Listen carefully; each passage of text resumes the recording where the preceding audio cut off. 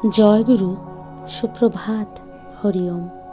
ওম অখণ্ড সংহিতা বা অখণ্ড মণ্ডলেশ্বর শ্রী শ্রীমৎ স্বামী স্বরূপানন্দ পরমহংসদেবের অমৃতময় উপদেশবাণী, দ্বিতীয় খণ্ড।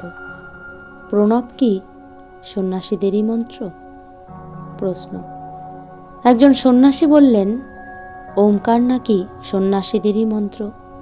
এই মন্ত্র গৃহীদের দিলে পাপ হয়, এই মন্ত্র গৃহীরা জপ করলে পাপ হয়। চমৎকার কথা বই কি! এদেশে নিজের মত চালাতে হলে এখন তো যুক্তি ও প্রমাণের চাইতে নরকের ভয়টাই অধিকতর কার্যকর হয়ে থাকে। লোক চরিত্রে অভিজ্ঞ প্রতিষ্ঠালিপ্সু ব্যক্তিরা তাই দরকার মতো নরকের ভয় দেখান।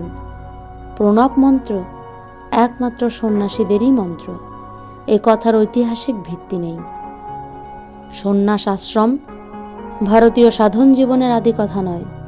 আদিকালের বৈদিক সাধকেরা প্রায় সকলেই গৃহস্থ ছিলেন এবং সন্ন্যাস নামে একটা আশ্রম সংস্কার বেদ ও উপনিষদাদি রচিত হবার কয়েক সহস্র বৎসর পরে ভারতীয় সাধন জীবনে আত্মপ্রকাশ করে।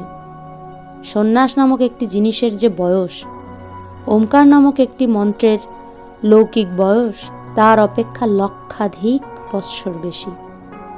যেদিন আর্য ঋষিরা ওমকার মন্ত্র দর্শন করলেন, একমাত্র ওমকারের ভিতরেই বিশ্বের সকল আছে বলে উপলব্ধিতে পেলেন, সেদিন সন্ন্যাস সংস্কারই বা কোথায় ছিল?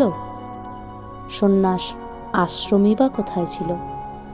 2-4 জন সংসারকর্মী যে মহাপুরুষ বা ঋষিদের নাম অতি প্রাচীনকালেও শুনতে পাওয়া যায়, তাঁরা ব্যক্তিগতভাবেই সন্ন্যাসী ছিলেন। চতুরাশ্রম প্রবর্তিত হয়েছে বলেই সন্ন্যাসী হন নাই। ওমকার মন্ত্রে ঈশ্বর সাধনরত শত সহস্র বৈদিক ঋষি সন্ন্যাস আশ্রমের সৃষ্টির আগেই আবির্ভূত হয়েছিলেন।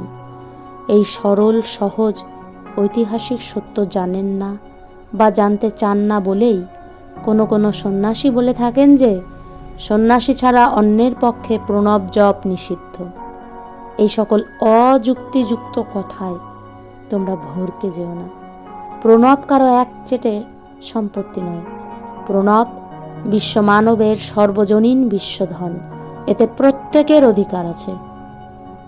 হরি ওম।